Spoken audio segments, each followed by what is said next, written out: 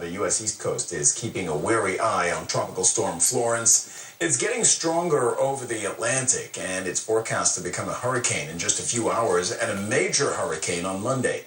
If it keeps on its current path, the storm will cause some big problems for the U.S. East Coast. The governors of South Carolina, North Carolina, and Virginia already have declared states of emergency. We are preparing for the worst and, of course, hoping for the best. But being prepared is always the best strategy. Meteorologist Derek Van Dam has joined us from the CNN Weather Center. He's tracking this closely. Derek. I think he summarized it quite well there in the sound on the tape just a moment ago, just talking about preparation in advance of the storm.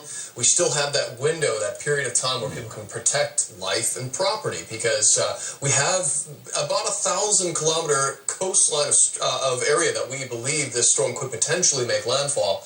Exactly where? Well, we have several days to fine-tune the weather forecast, but needless to say, anywhere from South Carolina to North Carolina, as well as Virginia, even North Florida into the Georgia coastline, you need to be prepared for a landfall hurricane. This is what we're expecting, and wind, just to put it into perspective, we're anticipating the National Hurricane Center to upgrade this from a tropical storm to a hurricane on the overnight. Remember, it's overnight on the Eastern Standard Time Zone across the United States. It will become a major hurricane on Monday. I'll explain why in just one moment. Potential landfall still, again, 5 days away. That's why we have to take those precautionary measures for saving life and property for North Florida, Georgia, into the coastal areas of Carolinas. Tropical Storm Florence, 110 kilometers per hour. It doesn't really look too organized at the moment, although there is some deep convection right in the center of the circulation. Look how far away it is from the coastline of the United States. So still a good 2,000 kilometers to travel before it even touches land. But that's the problem here, because there's so much warm ocean water that it won't take much for this system to really get fired up over the next 48 hours. So this is what the National Hurricane Center is anticipating. It'll become a hurricane overnight, and look, as we head into Tuesday, a Category 4 Atlantic hurricane. That is a major hurricane. In fact, by Monday evening, it will be a major hurricane, and that it maintains that strength and that category as it approaches the east coast of the U.S.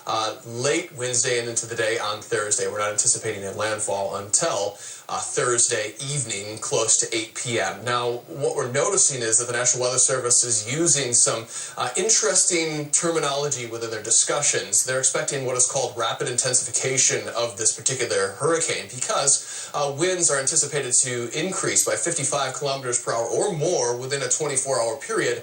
And that is all thanks to the warm ocean waters that it is going to encounter across this area, plus the limited shear in the atmosphere. That's changes of wind speed with direction and height as you go up in altitude. So those are the favorable conditions that hurricanes need in order to become monsters like the storm will eventually become. So the likelihood of tropical storm force winds continues to increase from Charleston to Cape Hatteras. And this isn't the only storm that we're worried about. We have Tropical Storm Isaac that's just formed across the central Atlantic, and this storm is headed towards the Caribbean. It is expected to intensify in strength over the next 24 to 48 hours as well, so the Lesser Antilles needs to be monitoring this system, and not to mention we have a hurricane that's traveling towards the Hawaiian Islands. So we're not only busy in the Atlantic, but also across the Pacific, and believe it or not, there's even more to it than this. Guam and Taiwan also in the path of major storms. All right.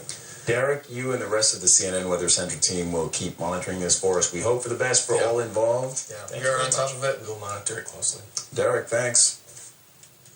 Now, the rise of right-wing populism in Europe is gaining ground and a bastion of liberalism. Recent polls show the anti-immigration Sweden Democrats Party is set to expand its footprint in the national parliament. We'll explain what's at stake in Sunday's election.